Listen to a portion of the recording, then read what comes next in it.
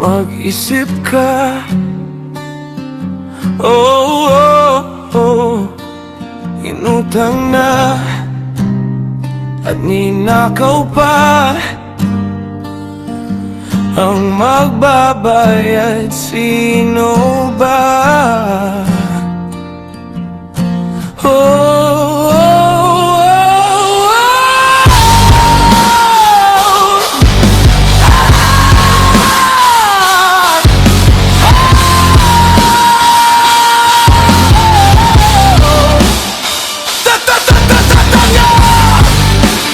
Susususunga, bakit mo sinasamba ang mga utusan?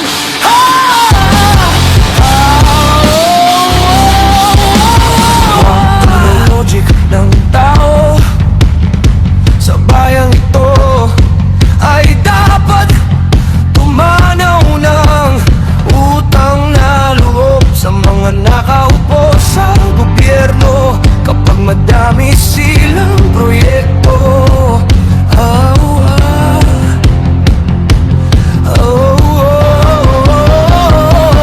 Walang magbabago kahit sino pang toko. Buhay na hulog mo ang umupo sa palasyo. Pag-asa sadyang malabo sa republika ng mga uto-uto.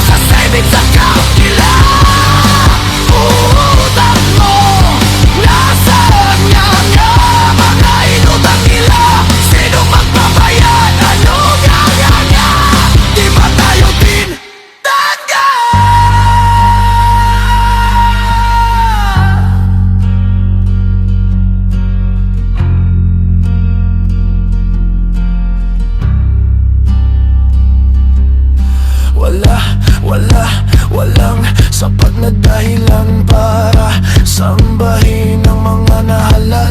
Para magsilbi sa bayan, trabaho nila yan ang may magawag mabuti para sa bayan.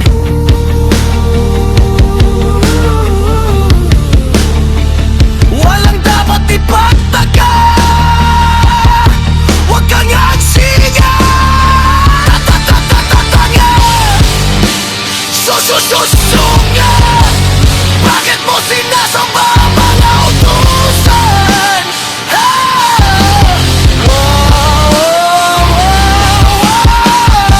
Ulit-ulit na pagpili sa basura, hindi magdadala ng bagong resulta. Walang kabang naiintindihan, walang natutunan sa kasaysayan. Plain stupidity of the masses, puro kasi kayo dating classes. Bayan ko walang sense of history, pathetic, what a lie, posterity.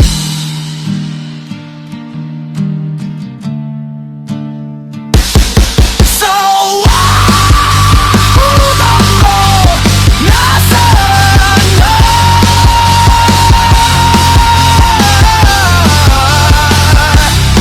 So kung marami silang nagawa, pero ba nila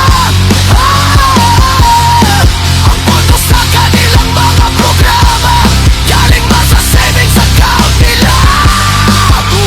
Utang mo, nasaan nga mga inutang nila? Sinong magbabayad? Anong nga? Di ba tayo tintangga? Doing the same old thing, stupidity. Expecting a different result, it's insanity. Pathetic and hypocritical society. Nothing will change in this country.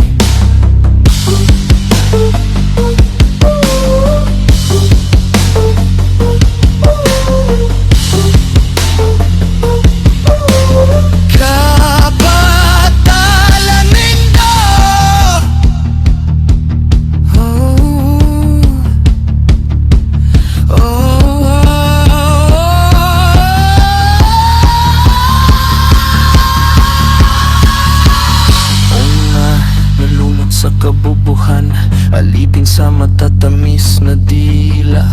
Sabahan na lang tayo magsama-sama. Cancel! Hangog ni